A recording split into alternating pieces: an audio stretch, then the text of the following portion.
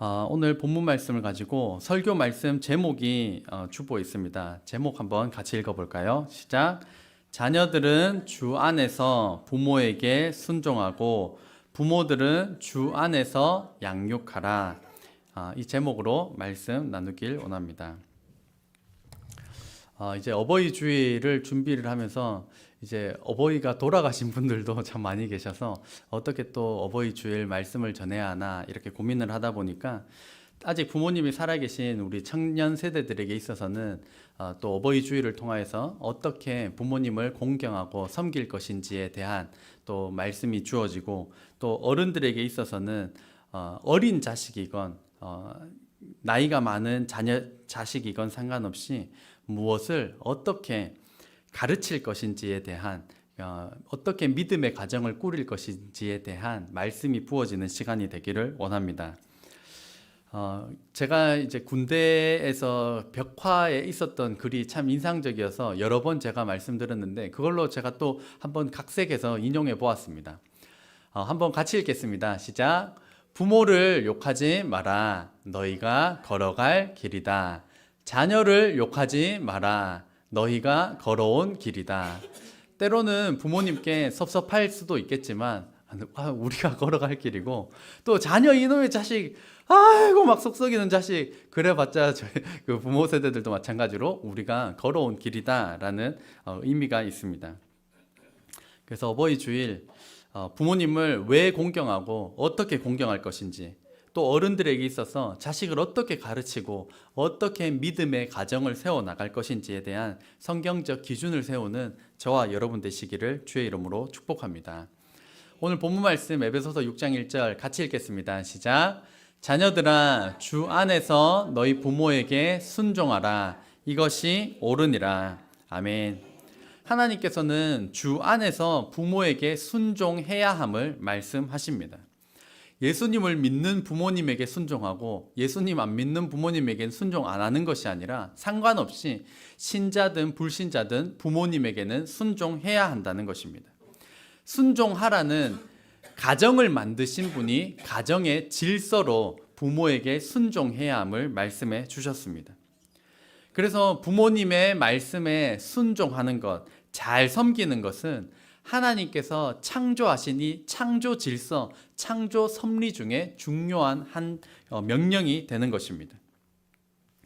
당시에는 주님을 잘 섬긴다고 하면서, 교회를 잘 섬긴다고 하면서 마땅히 부모님을 공양하고 봉양하고 드려야 될 것이 있었는데, 그것을 고르반이라고 하면서 나는 이것을 하나님께 드렸다라고 하면서 부모님께 마땅히 드려야 할 것을 드리지 않고 오히려 주님과 교회에 드렸다고 하는 잘못된 문화들이 그 당시에 존재했었습니다.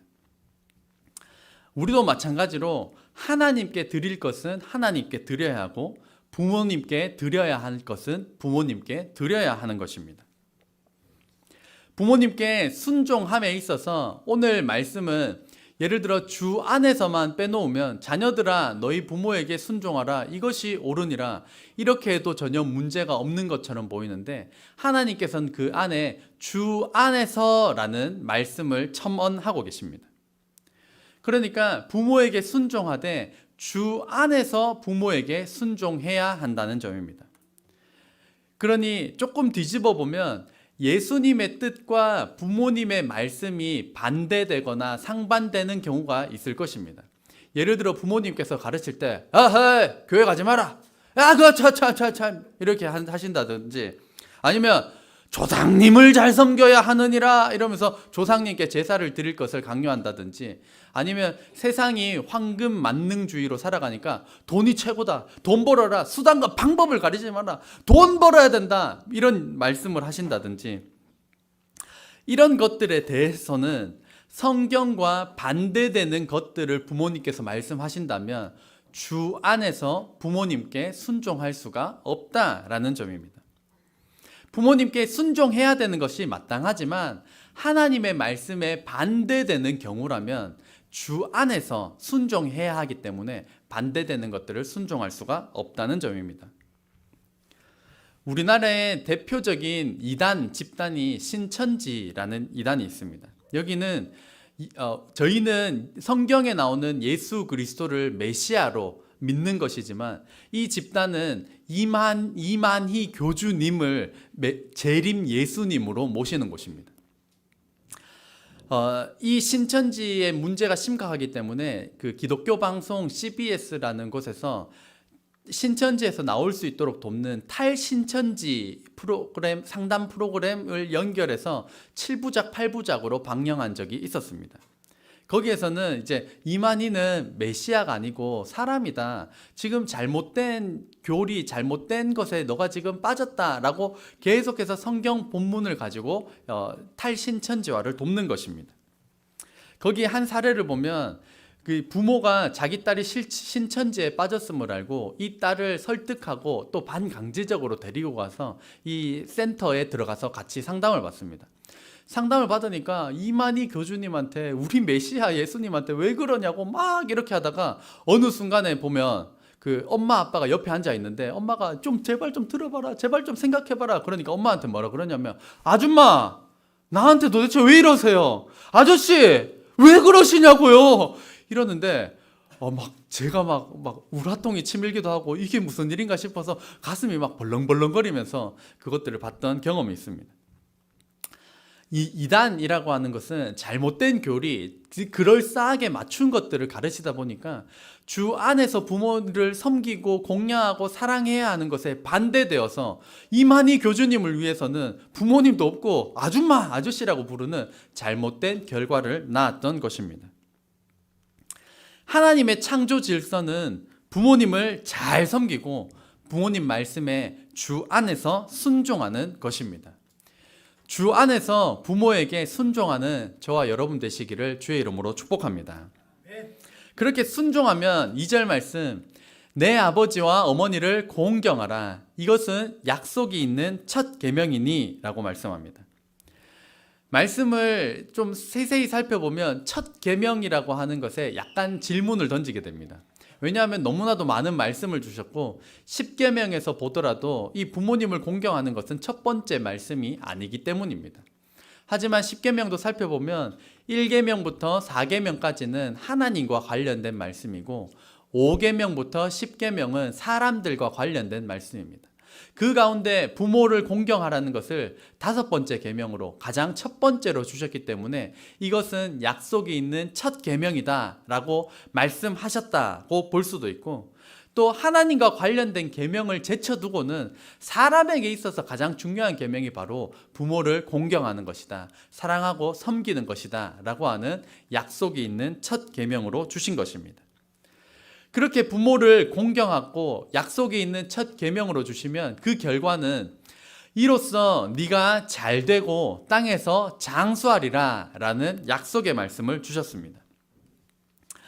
이 장수한다라고 하는 것은 오래 산다. 그래서 우리가 원래는 80년밖에 못 사는데 100년, 120년 살 수 있다. 이런 의미도 물론 되겠지만 성경에는 부모를 제대로 공경하지 않는 자에 대한 율법적인 처형이 성경에 등장합니다. 그것은 신명기 21장 18절에서 21절 말씀인데, 이 본문에 보면 부모님 말씀에 불순종하는 자녀가 있습니다. 이 아들 녀석이 있는데 이 아들 녀석이 방탕하고 술에 취하고 사람들 보기에도 엄청 악한 자라는 것이 가득하다라면 부모는 이 아들을 데리고 그 성읍의 장로들에게 가서 우리 아이가 이렇습니다 저렇습니다 하고 나면 하나님께서 명령하시기를 그 아이를, 그 성인 자녀를, 불순종하는 이 자녀를 데려다가 그 성읍 모든 사람들이 돌로 쳐서 죽여라. 돌로 쳐서 죽임으로 인하여서 부모에게 불순종하는 이 극악무도한 죄를 이 성읍에서, 너희 공동체에서 제거하라, 이런 말씀을 주셨던 것입니다. 그래서 부모님께 불순종하면 단명할 수도 있었기 때문에 장수한다라고 하는 것은 그렇게 돌에 맞아 죽지 않고 장수한다라는 면으로도 볼 수가 있는 것입니다. 또 어버이날을 이렇게 준비하면서 대학교 총장님 아들의 성적표라는 칼럼을 보게 되었습니다. 내용이 참 감동적인데 한번 들어보시길 바랍니다. 이분은 지금 이제 그 하영자매가 경북대학교를 다니고 있는데 경북대학교 전 총장님이었다고 합니다. 그분이 쓴 글입니다. 제가 읽어드리겠습니다. 나의 고향은 경남 산청이다. 그곳은 지금도 비교적 가난한 곳이다. 그러나 아버지는 가정 형편도 안 되는 어려운 처지에 머리도 좋지 않은 나를 대구로 유학을 보내주셨다. 나는 대구 중학을 다녔는데 공부를 하기 싫었다. 그 결과 내 석차는 68명 중에 68등, 1학년 8반에서 꼴찌를 했다. 부끄러운 성적표를 가지고 고향에 가는 나는 어린 마음에도 그 성적을 부모님께 내밀 자신이 없었다. 자신이 교육받지 못한 한을 자식을 통해 풀고자 했는데 꼴찌라니. 끼니를 제대로 잊지 못하는 소장농을 하면서도 아들을 중학교에 보낼 생각을 하신 아버지를 떠올리면 그냥 그대로 있을 수가 없었다. 그래서 잉크로 기록된 성적표 68자리를 1로 고쳐서 아버지께 보여드렸다. 아버지는 보통 학교도 다니지 않으셨으므로 내가 1등으로 고친 성적표를 알아차리지 못할 것으로 쉽게 생각했다. 대구로 유학 간 아들이 집으로 왔으니 친지들이 몰려와 찬석이는 공부를 잘했더냐 이렇게 물으셨다. 아버지는 이렇게 말씀하셨다. 앞으로 봐야지. 이번에는 어쩌다 1등을 했는가? 그러니까 동네 어른들이 이제 명순이는 그 아버님 성함 같습니다. 명순이는 자식 하나는 잘 뒀어. 1등을 했으면 책거리를 해야지 했다. 당시 우리 집은 동네에서 가장 가난한 살림이었다. 이튿날 강에서 멱을 감고 돌아오니 아버지는 단 한 마리뿐인 돼지를 잡아 동네 사람들을 모아놓고 잔치를 하고 있었다. 그 돼지는 우리 집 재산 목록 1호였다. 정말로 기가 막힌 일이 벌어진 것이다. 나는 겁에 질려 아버지 하고 불렀지만 다음 말을 할 수가 없었다. 그리고 밖으로 달려나갔다. 그 뒤로 나를 부르는 소리가 들렸다. 겁이 난 나는 강으로 가 죽어버리고 싶은 마음에 물속에서 숨을 안 쉬고 버티기도 했고 주먹으로 내 머리를 내려치기도 했다. 충격적인 그 사건 이후 나는 달라졌다. 항상 그 일이 머리에 맴돌고 있었기 때문이다. 그로부터 17년 후 나는 대학 교수가 되었다. 그리고 나의 아들 민우가 중학교에 입학했을 때, 그러니까 내 나이 45세가 되던 어느 날 부모님 앞에 33년 전의 일을 사과하기 위해 어머니, 저 중학교 1학년 때 1등은요. 이렇게 말을 시작하려고 하는데 옆에서 담배를 피우시던 아버지께서 말씀하셨다. 알고 있었다. 그만해라. 민우가 듣는다. 자식의 위조한 성적을 알고도 재산 목록 1호인 돼지를 잡아 잔치를 하신 부모님 마음을 나는 박사가 되고 교수가 되고 대학 총장이 되었지만 아직도 감히 알 수가 없다. 이런 부모님의 깊은 사랑이 이 가정에만 있었던 것은 아닙니다. 비록 우리네 부모님들이 학력은 우리보다 짧으시고 양질의 교육은 받지 못했더라도 우리 부모님들도 가난하고 힘들었지만 우리를 향해 인내하셨고 기다려주셨고 때때로 알고도 속아주셨습니다.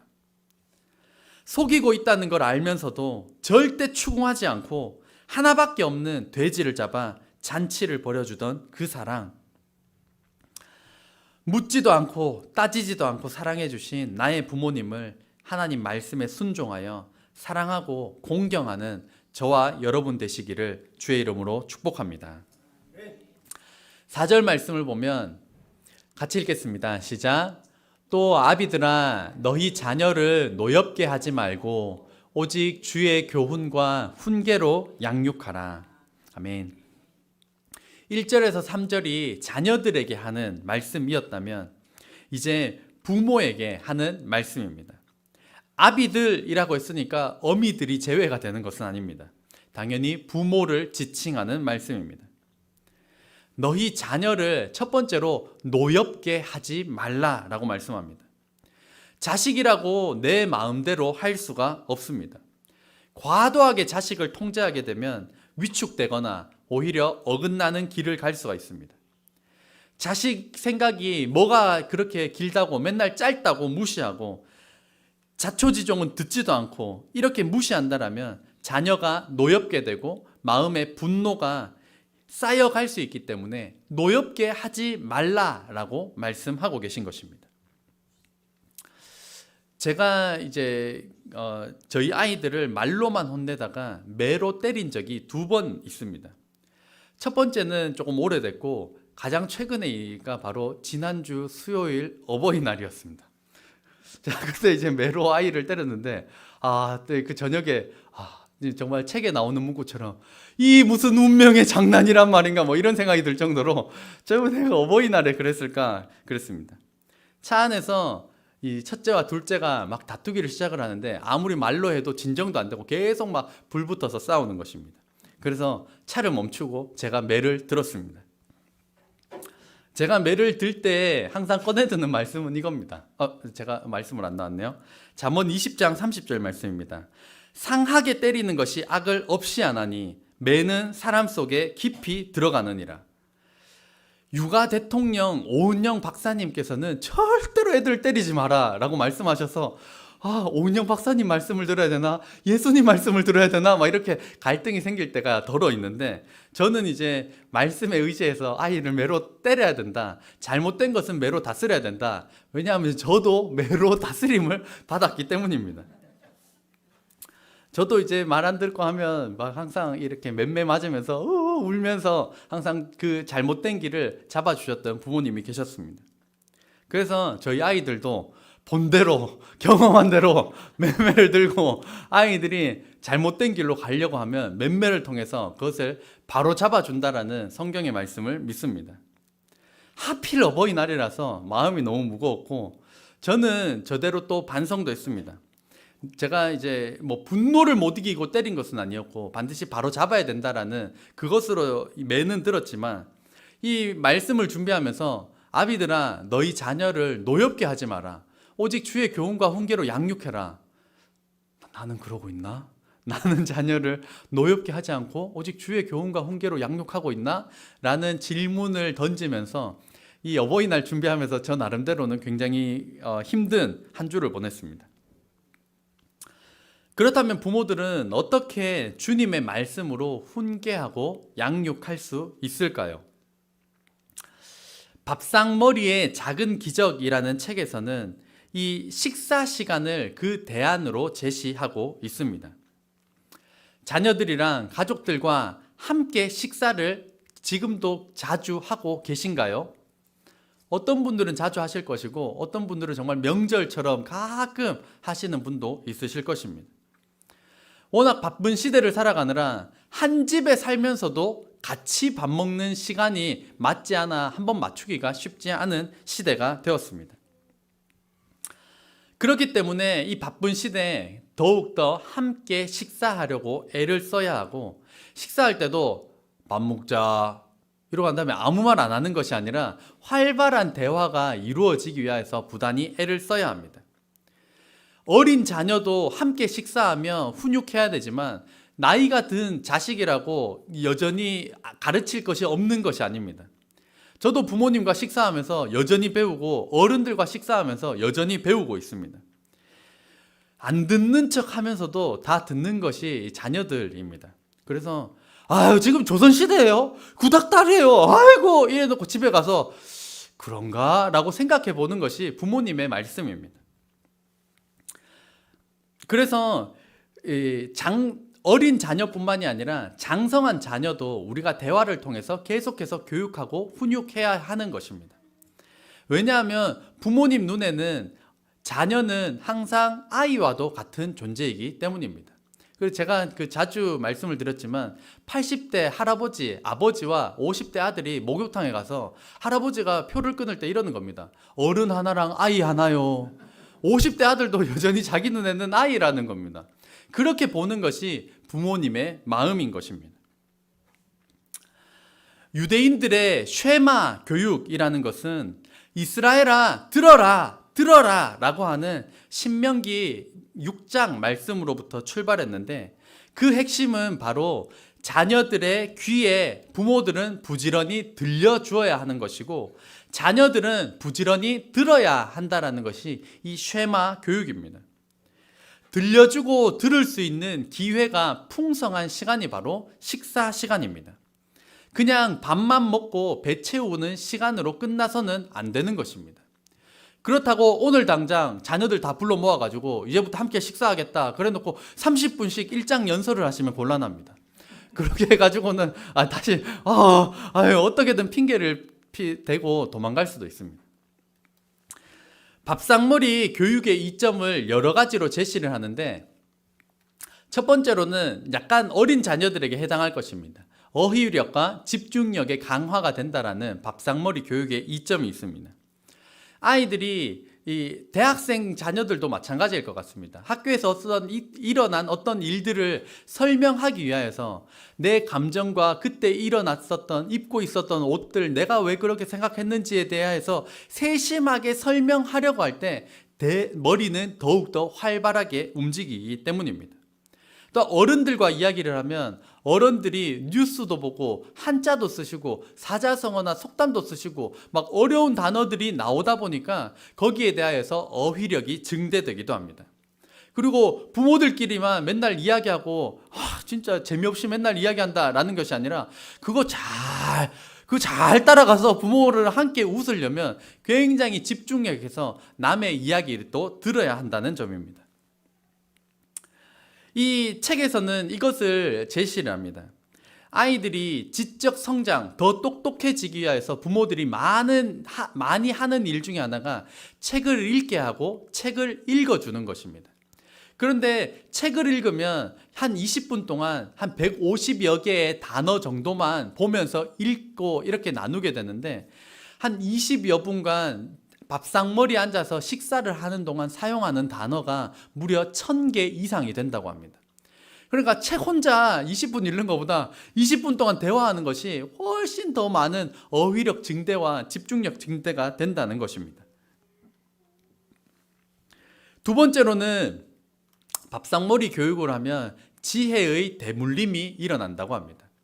지혜의 대물림이라는 것은 대화를 하다 보면 부모님이 과거에 있었던 어떤 일들을 꺼내게 됩니다. 내가 실패했던 것, 내가 성공했던 것, 내가 잘못했던 것, 내가 잘했던 것 이런 것들을 아이의 그 상황에 맞게끔 이렇게 이야기를 해주면 자녀들이 유심히 듣고 있다가 나도 저렇게 해야겠다라고 하는 부모의 엄청난 지혜를 물려받게 되는 대물림이 있다는 점입니다.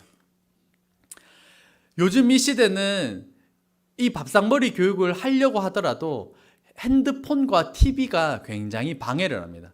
TV 켜놓고 이거 보면서 하고 나는 열심히 이야기하는데 자녀는 핸드폰이나 하고 있고 이러면 전혀 소용이 없습니다. 핸드폰도 하지 않고 TV도 보지 않으면서 밥상머리 교육이 이루어져야 합니다. 그 가운데 가장 중요한 것은 우리가 부지런히 해야 할 일은 하나님 이야기를 들려주어야 한다는 점입니다. 쉐마, 이스라엘아 들어라. 자녀들에게 하나님에 대한 이야기를 부지런히 들려주어야 한다는 것입니다. 하나님이 어떠한 분이신지, 하나님이 내 삶 가운데 어떻게 인도하셨는지, 내가 힘들 때, 어려울 때 나를 어떻게 그것을 이겨내게 하셨는지, 그러한 간증거리가 신명기 6장에 보면 앉았을 때든지 일어날 때든지 누웠을 때든지 길을 갈 때든지 부지런히 가르쳐라, 부지런히 가르쳐라, 이마에도 붙이고 문설주에도 붙이고 기록하고 알려줘라 계속 나오는 것이 쉐마, 이스라엘아 들으라 라는 교육입니다. 그래서 우리도 부지런히 하나님에 대한 이야기를 꺼내야 합니다. 부자연스럽게 꺼낼 수도 있겠지만 자연스럽게 언제나 하나님 이야기가 나오도록 우리가 매번 식사를 해도 하나님 이야기는 콧배기도 안 나오는 것이 아니라 식사할 때마다 나를 사랑하신 하나님, 나를 창조하신 하나님, 지금 이제 저희 넷째가 태어나서 이제 막 손발 막 이렇게 움직일 때도 이제 자녀들이랑 이야기를 합니다. 신기하지? 손과 발에 뼈가 있다. 뼈가 만져진다. 이 모유만 먹어도 자라난다. 하나님을 찬양합니다. 이러면서 자녀들에게 언제 어디서나 계속해서 하나님 이야기를 들려주어야 하는 것입니다. 이 에베소서 6장 4절 말씀을 통하여서 우리가 자녀들을 양육할 때 노엽게 하지는 않았는지 점검하고 주의 말씀을 부지런히 가르치기 위한 통로로서 밥상머리를 사용하는 저와 여러분 되시기를 주의 이름으로 축복합니다. 결론입니다. 자녀들은 주 안에서 부모에게 순종하는 것, 그것이 하나님 말씀에 순종하는 것입니다. 부모님의 인내하는 사랑, 기다려주는 사랑, 알고도 속아주시는 이 사랑을 통하여서 우리는 하나님의 사랑을 배워야 하는 것입니다. 그리고 우리가 자녀를 노엽게 하는 교육을 하진 않았는지 점검하고 밥상머리 교육을 통하여서 지혜의 전수가 일어나고 무엇보다 하나님의 말씀을 부지런히 들려주는 증거하는 저와 여러분 되시기를 주의 이름으로 축복합니다. 기도하겠습니다.